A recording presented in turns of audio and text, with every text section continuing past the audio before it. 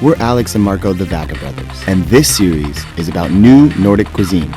We'll be traveling across 3 Nordic capitals, exploring the culinary revolution that's turned this region into one of the most dynamic food destinations on Earth. Along the way, we'll be meeting locals, Nice meeting you guys. eating, drinking, and having a great time. Hope you're hungry.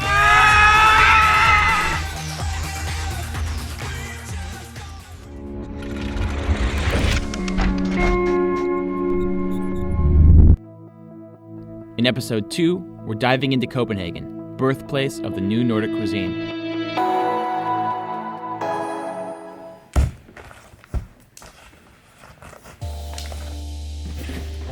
Okay, so it's gonna be a pretty wild day. Today we are gonna go check out a bunch of things around Copenhagen. We're starting off with this market. We're gonna go to a local food market for some breakfast and then head throughout town. So with some luck, the weather will brighten up and it'll be a fun day here in Copenhagen.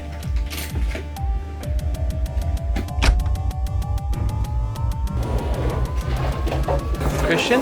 Yes. Hi, Marco. Hi. Nice to meet you. So where are we headed? We're heading towards Torvehallerne, the food market. We're going to have some porridge. Perfect. To begin with. And who doesn't want porridge in the morning? Yeah. Even though we just had breakfast, let's eat!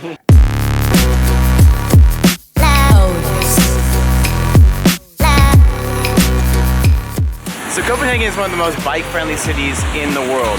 Actually, only less than 1/3 of locals own a car, and people bike everywhere.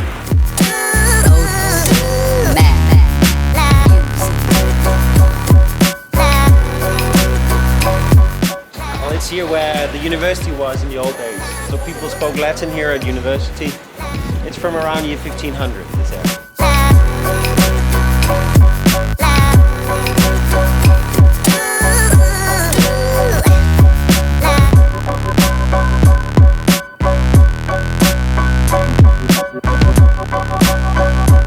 It's about 3 years old now, and it's well, this used just to be a big parking facility, and now it's the hip and cool food place of the city. We have all the cakes and the chocolates and coffee and porridge that you just had. Now, Why actually, is it so special?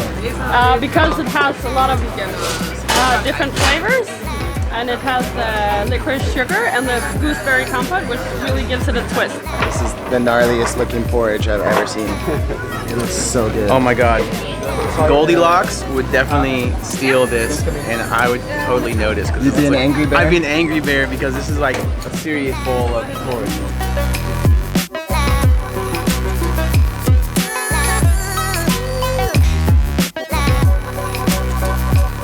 My first coffee in 18 months. I quit because after the BBB trip I was just an addict. I drank 8 cups a day.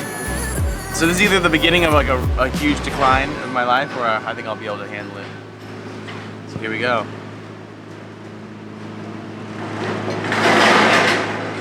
Ooh, it's nice. We're properly caffeinated, we've had a good feed, and now we're gonna head to the round tower, where we're gonna get a nice panoramic view of the city. So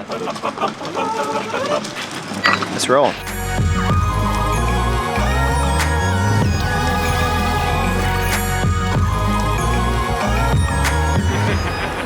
So fun. It's actually turning into a really nice day. The sun's just come out. Could not ask for much more. Good food, good coffee, nice people, good weather. Welcome to Denmark. We have just arrived at our next stop at the Round Tower, and we're gonna get a panoramic view of the city up here.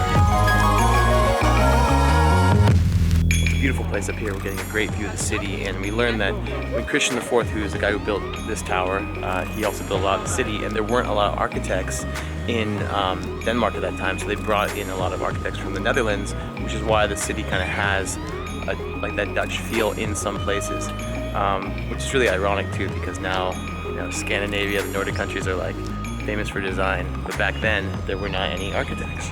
Look at the skyline. There's like bell towers everywhere. Churches. Right now we're at the top of Round Tower, and it used to be like an observatory, so it still is actually. Functions two nights a week. It functions like an observatory. Wow, yeah. Cool.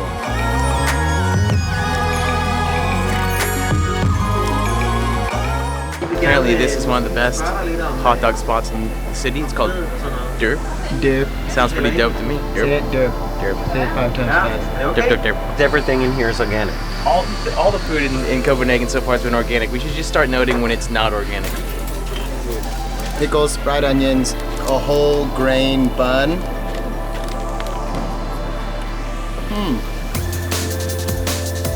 Awesome. Back on the bikes. Back on the bikes, yeah.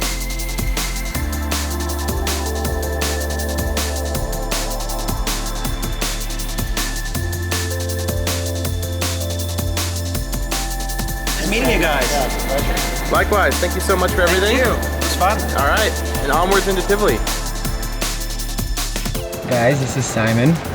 Welcome. He's going to tell us what Tivoli is all about. Tivoli is one of the oldest amusement parks in the world. It's been founded in 1843, so it's very old now.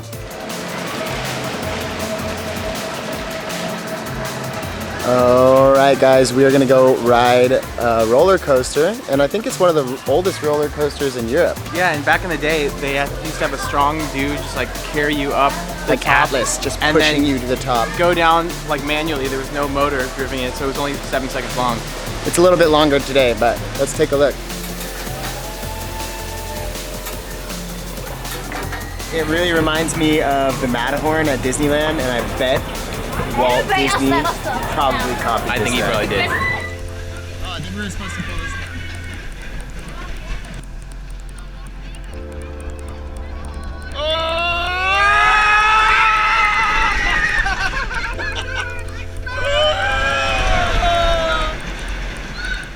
It wasn't quite Ferrari World, but you know, I think that was really fun.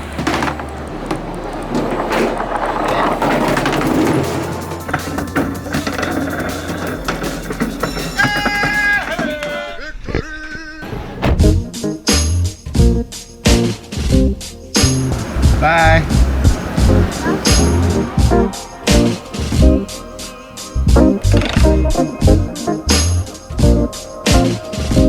Hello, my name is Maya Tsini. I'm responsible for the PR and external communications here at Copenhagen Street Food on the Paper Island.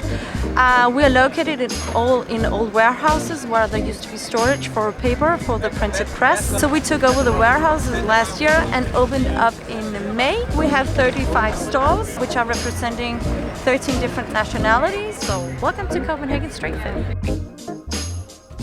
So we're actually going to try the most Danish thing of all, the open-faced sandwich. Small bread. It's a small bread. How do you say it?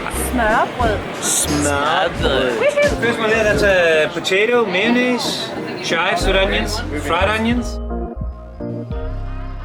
Cow cash, 75.80. Oh, nice. Before we eat these, there's one last thing that we need. It's absolutely essential. Let me guess. Beer. I knew it. Beer is excellent. Everything's been excellent. And you guys should know this is only going to be here until 2018, potentially. So make it down here while it lasts, because it's definitely a cool vibe.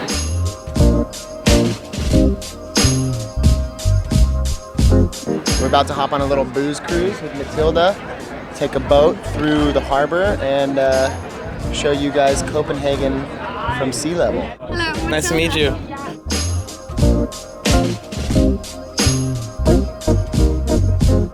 I think I'm having one of the better days of my life right now. We use the word epic a lot, but this has been a pretty epic day. It's been seriously epic.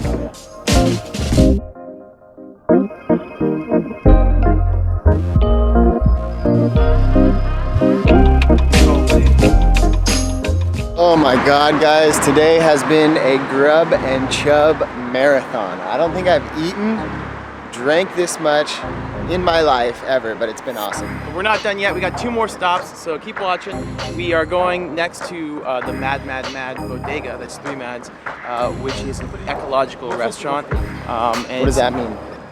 Well, they say it's about putting the joy into being green. So, you know, like we said, the new Nordic food movements, a lot of it's based on being organic and sustainable, and that's what we're gonna go explore right now. Mad Milk is a play on words. Mad is the English for mad. Milk is the Danish for food. So we're crazy about food. Mad Milk is a place that's inspired to create really down-to-earth food. we have a feast on our hands here. We've got fish, we have chicken, cabbage, cauliflower, and a tomato orgy. But realistically, it's really cool what they're doing here. They're taking all local sustainable products and they're whipping them up in very creative ways. So we have eaten a lot today, but at least this makes me feel a little bit less guilty about continuing to feast. Well, that was mad good. Super good, super and I'm good. Stuffed, bro. But there's one last thing. We gotta have a little bit more. We're gonna have a little bit of beer right now. I couldn't eat anything more, but I could drink more. We're gonna go to War Pigs, which is a really cool place with an awesome story. Now the War Pigs have the power.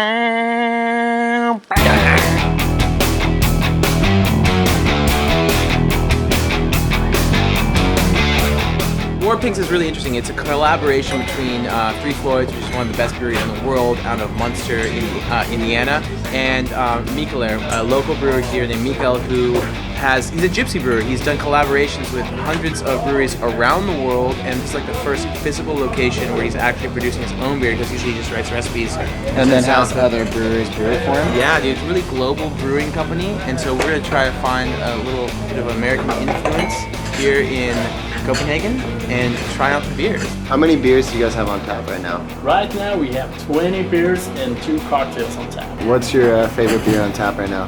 Borchini. Is there a reason why it's 6.66% alcohol? You figure it out. I'm drinking it, man. It makes me feel very demonic. Very devilish. Uh-oh, watch out, ladies.